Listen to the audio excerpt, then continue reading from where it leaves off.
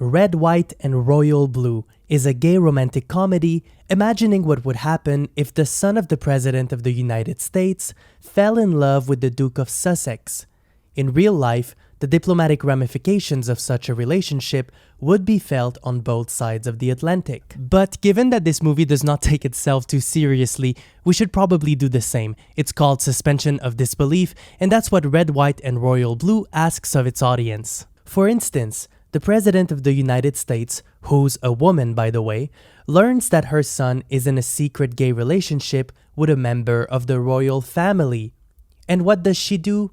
She orders pizza in the Oval Office, of course. It leads to a wholesome scene between a mother and her son. But in the real world, the White House would immediately spring into action to understand what it means for diplomatic relations between the US and the UK, as well as domestic political implications for the president, who's in the midst of a re-election campaign. But none of that matters. The movie uses this fun setup to take us in the halls of Buckingham Palace and in the Oval Office to tell a gay romance. And that's cool, I will suspend my disbelief all you want. It also serves as a device to illustrate the coming out process. We'll flesh this out later in this video. Obviously, I cannot approach this video the same way that I approached my Brokeback Mountain video. These two movies are so different in tone, but they have something in common. Both were adapted from written source material. Red, White, and Royal Blue is a book published in 2019 by queer author Cassie McKiston. The plot of the movie is directly adapted from this book, and it goes something like this. Alex Claremont Diaz is the son of the President of the United States. He has a long-lasting feud with Prince Henry, who's second in line to the British throne. During a reception at Buckingham Palace, the two get into an altercation, and it quickly becomes a global news story.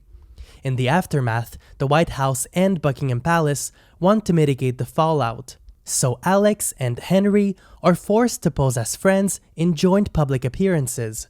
The two eventually make up and become enamored with each other, and their love story starts from there. This plotline is both interesting and scandalous, but it's hard to conceive how these two could actually fall in love, given their wildly different backgrounds. Alex comes from a political family. His mom became the first ever woman president of the most powerful country in the world. His public persona has been carefully crafted to serve his mother's political ambitions, and we know he's personally involved in her re-election campaign. He's even credited for flipping Texas of all places. By all measures, Alex comes from a family driven by ambitions, power, and the weight of history. And his family likely had to compromise some of their values to achieve this. Nobody wins the keys to the Oval Office without raising a lot of money and organizing a political movement from the ground up. It's hard to believe that someone like Alex would have a lot of respect for Prince Henry, whose power stems solely from an outdated institution that Americans rebelled against in the 18th century. In the real world, I just don't see this love story happening. Alex would likely have more in common with the son of the Prime Minister than the son of the King. In addition, Henry is a jerk. Yeah, he's cute, but he's unpleasant, stuck up, arrogant, and emotionally unavailable. So what do they have in common? Well, they're both in the public eye. They are both bound by the duties of the institutions they belong to. Public scrutiny weighs heavy on Alex since the president, his mother, is in the midst of a re-election campaign. And Henry must not embarrass the monarchy, ever. That's the strength of the movie, in my opinion. Red, White, and Royal Blue uses the characters' relations with the public as a metaphor for the coming out experience many LGBTQ+ people may experience in real life. Like many queer people, Alex and Henry wonder, what are people going to say? Will they think different of me? How will my family react? Will they try to repress my sexuality or try to hide it from the rest of the world? How will my coming out affect my life and others around me? The plotline of Red, White, and Royal Blue is idealistic in many aspects.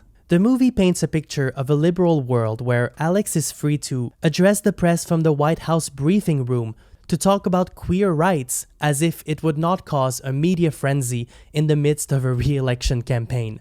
You don't think Republicans would freak out on Fox News? Same goes for Henry, who defies the King of England as if Buckingham Palace would really let a gay prince manage public opinion on his own in the face of the British tabloid press, who's nothing but crass to outsiders marrying into the royal family. By the way, Stephen Fry's cameo as the king is so iconic. I really did not expect it. It was a real surprise, and he commended the scene. It almost does not matter that these two are having a same-sex relationship, despite all we talked about in the video so far. In many instances, the movie treats their same-sex relationship as if it was trivial. You could even replace one of these two characters with a woman, and the stakes would remain similar.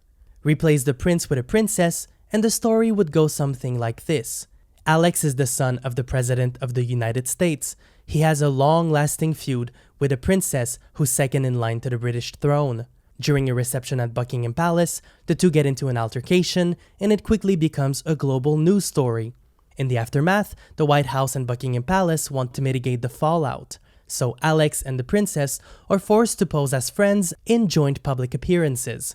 The two eventually make up and become enamored with each other. The two fear that their relationship would cause problems for their respective families. Alex fears that a relationship with the princess would interfere with his mother's re-election campaign. And the princess fears that a relationship with the son of a president would cause a diplomatic crisis in the UK. I'm not saying that the movie never addresses the fact that Alex and Henry are in a same-sex relationship, it obviously does. But it barely addresses how the queer aspect of their relationship would severely complexify the situation for both institutions. So you could say that Red, White, and Royal Blue normalizes same-sex relationships. In that sense, the movie portrays a liberal utopia. In doing so, it also fails to truly portray the struggles that many queer people have to face when coming out. But I'm not totally mad either. This movie is not Brokeback Mountain. It never attempts to be deep in its themes, in its dialogue, or in its performances. In many aspects, Red, White, and Royal Blue is like a glitzy, camp version of a Hallmark movie, with a modern worldview and much needed optimism. Not every movie needs to be deep or Oscar-worthy. I would have loved that movie in my late teens and early 20s. I know how much it probably means to many of you to watch a wholesome movie and to see two characters so different come together despite their apprehensions for each other. I love that this movie talks about the topic of coming out and shows acceptance.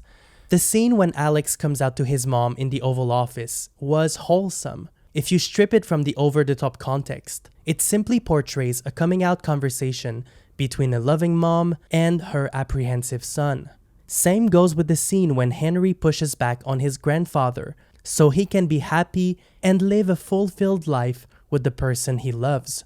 I like that this movie uses these grandiose sets to set up these relatable moments for its audience. If you watch Red, White, and Royal Blue expecting a thrilling political drama fueled by a gay romance between the first son and the second in line for the British throne, you will be disappointed. But this movie never pretends to be any of that. It's the kind of movie I would watch with friends for Christmas. It's light, it's fun, and it's positive. And frankly, it's refreshing. I can see how this movie speaks to many people, especially in the current context, with everything we hear in the media about queerness. Let me know what you think in the comments below. Thank you so much for watching. Click the top link for my Brokeback Mountain video and click the bottom link for my latest content.